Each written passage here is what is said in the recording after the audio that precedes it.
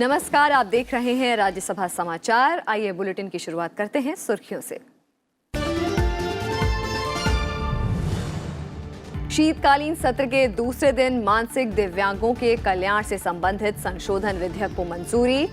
Trust के अध्यक्ष की नियुक्ति और सदस्यों के रिक्त पदों को भरने के लिए होगा नियमों में बदलाव। सदन में विधेयक ध्वनि मत से पारित।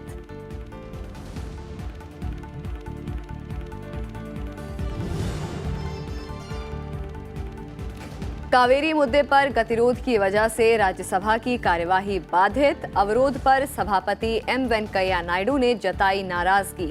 सदन की कार्यवाही दिन भर के लिए स्थगित।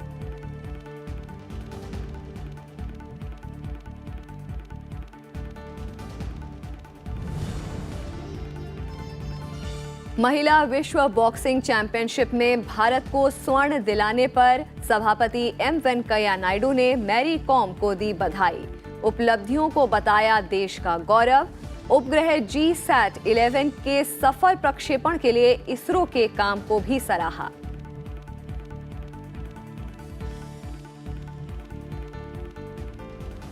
संसद के शीतकालीन सत्र के दूसरे दिन आज राज्यसभा से राष्ट्रीय स्वपरायणता, प्रमस्तिष्क घात, मानसिक मंदता और बहुनिशक्तता ग्रस्त व्यक्ति कल्याण न्यास संशोधन विधेयक 2018 पारित हो गया।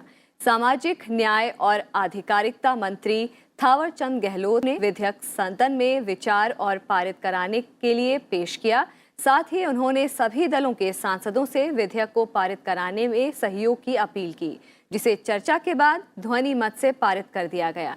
ये संशोधन विधेयक ऑटिज्म और सेरेब्रल प्लासी से ग्रस्त दिव्यांगों के कल्याण के लिए गठित न्यास संबंधित है। न्यास के अध्यक्ष की नियुक्ति और सदस्यों के रिक्त पदों को भरने के लिए ये संशोधन विधेयक लाया गया था। संसदीय कार्य राज्य मंत्री विजय गोयल ने भी विधेयक को महत्व का उजागर करते हुए इसे पारित कराने पर जोर दिया। 2012 में भी प्रयास हुए, 2013 में भी प्रयास हुए, 2015 में भी प्रयास हुए, 16 में भी प्रयास हुए। 4 बार विज्ञप्तियां जारी करके कमेटी ने निर्णय करने की कोशिश की, परंतु योग्य कैंडिडेट नहीं मिले। इसलिए हमने इसके नियमों में संशोधन कर दिया और योग्यता के दायरे को कुछ सरल कर दिया है। परंतु अब इस एक्ट में संशोधन करने की आवश्यकता है। वो इस बात का संशोधन कर रहे हैं कि अध्यक्ष पद पर कोई भी व्यक्ति 3 साल रहेगा, उसके बाद नई नियुक्ति होगी और वो नियुक्ति की कार्रवाई 3 साल के 6 महीना पहले अर्थात 2.5 साल में प्रारंभ कर दी जाएगी और अध्यक्ष के रिटायर होने की तारीख इसकी नियुक्ति कर दी जाएगी। और अगर आकस्मिक रिक्ति कोई होती है तो जो अध्यक्ष के चयन की प्रक्रिया है और जो योग्यता का दायरा, उस योग्यता में आने वाले व्यक्ति को ही टेम्परेरीली नियुक्त किया जाएगा। बस ये 2 प्रकार के केवल संशोधन इसमें है। मैं सदन से अनुरोध करना चाहूंगा कि वो इसको सर्वानुमति से पारित करें। बिल विकलांगों के लिए है and there is a consensus among the parties to pass it unanimous. This is for disabled. I am requesting all the parties to please pass it. It's only for disabled. The question is motion moved. The bill be passed. The question is that the bill be passed. Those in favor please say aye. Those against it please say no. I think the ayes have it. The ayes have it. The ayes have it. The bill is passed. विधेयक पर चर्चा में TMC सांसद शांतनु सेन और CPM सांसद इलामरम करीम ने अपने अपने विचार रखे और सुझाव दिए। As per the statement of objects and reasons, it has been witnessed that despite repeated efforts to fill up the post of chairperson within the stipulated period, no candidate could be found suitable for appointment to the post. The National Trust Rules 2000 also underwent an amendment in 2017 to relax the educational and professional qualifications and expand the pools of candidates. Therefore, a provision to allow for the chairperson's reappointment for one more term should be inserted so the office is not left vacant for a prolonged period. Instead of undertaking such an exercise in consultation with stakeholders, the government has introduced a policeman piecemeal legislation. Even while the recommendation of the committee considered by the Parliament and amend the NP Act awaited, an amendment has been introduced in Lok Sabha confining merely to fix the tenure of the chairperson and the member of the board without going to the significant persons. शीतकालीन सत्र के दूसरे दिन आज सदन की कार्यवाही में विभिन्न मुद्दों पर गतिरोध देखने को मिला, जिसके बाद राज्यसभा की कार्यवाही पहले 12 बजे तक और फिर दोपहर 2 बजे तक स्थगित करनी पड़ी। 12 बजे प्रश्नकाल की शुरुआत में ही डीएमके और एआईएडीएमके सांसद फिर से वेल में आ गए और सदन की कार्यवाही दोपहर 2 बजे तक स्थगित करनी पड़ी। दोपहर बाद भी सदन में गतिरोध जारी रहा। सभापति एम वेंकैया नायडू ने बार बार सदन चलाने की अपील की, बावजूद इसके सदन में गतिरोध जारी रहा। राज्यसभा में तमिलनाडु की 2 मुख्य पार्टियों ने कावेरी मुद्दे पर गतिरोध पैदा किया और प्ले कार्ड लेकर सभापति के आसन के समीप आ गए। सभापति एम वेंकैया नायडू ने उनसे अपनी सीट पर वापस लौटने को कहा।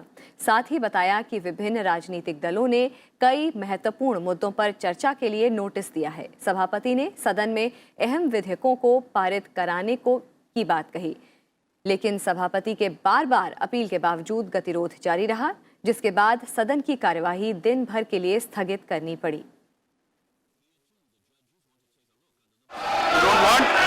The House is adjourned to meet at 11 o'clock tomorrow. Rajya Sabha में इसरो के वैज्ञानिकों को सबसे भारी उपग्रह GSAT-11 के सफल प्रक्षेपण पर बधाई दी गई। GSAT-11 का सफलतापूर्वक लॉन्च 5 दिसंबर को फ्रेंच गुआना से किया गया था। इसे यूरोपीय अंतरिक्ष एजेंसी एरियाने स्पेस के एरियाने 5 रॉकेट से फ्रेंच गुआना से प्रक्षेपित किया गया। उच्च प्रवाह क्षमता वाले इस संचार उपग्रह का निर्माण भारतीय अंतरिक्ष एजेंसी इसरो ने किया है। GSAT-11 का वजन 5,854 किलोग्राम है और ये उसका बनाया अब तक का सबसे भारी सैटेलाइट है। GSAT-11 अगली पीढ़ी का हाई थ्रूपुट संचार उपग्रह है और लंबे समय तक काम करने की क्षमता रखता है। इसका जीवन काल 15 साल से ज्यादा का है। ये उपग्रह देश भर में ब्रॉडबैंड सेवाएं उपलब्ध कराने में अहम भूमिका निभाएगा।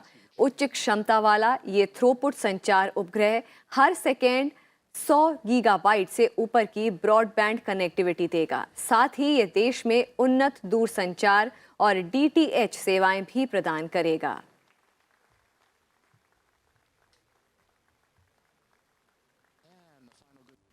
GSAT-2 will be instrumental in providing high data rate connectivity to users of Indian mainland and islands. GSAT-2 is also poised to augment the BharatNet project, which envisages delivery of high-speed broadband services in over 2.5 lakh gram panchayats in the country. This achievement has added yet another precious milestone in the success story of Indian space history. On behalf of the House and on my own behalf, I congratulate the scientists, engineers, technicians of ISRO who are associated with this project and do hope that they continue to scale greater heights and make the country proud of their achievements. We wish them all success for their future endeavors. Rajya Sabha में आज boxer Mary com को महिला विश्व boxing championship में स्वर्ण पदक जीतने पर बधाई दी गई। सदन की तरफ से उन्हें बधाई देते हुए सभापति एम वेंकैया नायडू ने कहा कि 6ठी बार स्वर्ण पदक जीतकर मैरी कॉम ने इतिहास रचा है। सभापति ने मैरी कॉम के साथ साथ सोनिया चहल, सिमरनजीत कौर और लवलीना वरगोहल को भी बॉक्सिंग की विभिन्न स्पर्धाओं में पदक जीतने पर बधाई दी। On behalf of the whole House and on my own behalf, I congratulate Srimati M.C. Mary Kom, a nominated member of this August House, for clinching the gold medal in the 48 kg category in the Women's World Boxing Championship held at New Delhi in November 2018. With this feat, Srimati Mary Kom has become the most successful amateur woman boxer in the global history with 6 world championships gold medals and 1 silver to her credit. She made not only the whole country proud of her achievement, but even this house too, and all of us being her colleagues.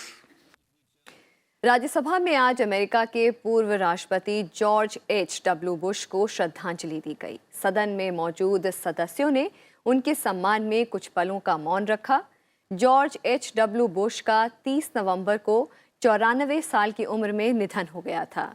1989 में राष्ट्रपति बनने से पहले वो Ronald Reagan के राष्ट्रपति काल में लगातार 2 बार उपराष्ट्रपति रहे। उन्होंने 1990 के दशक में इराक के खिलाफ अंतर्राष्ट्रीय समुदाय को एकजुट किया और पहला खाड़ी युद्ध लड़ा गया। उन्हीं के शासनकाल में पूर्वी यूरोप भी क्रांति के दौर से गुजरा। विभाजित जर्मनी की दीवार गिराई गई और एकीकृत जर्मनी का उदय हुआ। दूसरी तरफ सोवियत संघ का भी विघटन उन्हीं के शासनकाल में हुआ।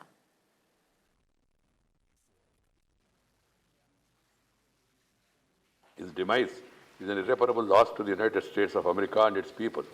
This House joins the bereaved family, the government, and the people of the United States of America in mourning the passing away of Mr. George H.W. Bush and conveys its heartfelt condolences to them in their hour of grief. We deeply mourn the passing away of Mr. George H.W. Bush. I request the members to rise in their places and observe silence as a mark of respect to the memory of the departed.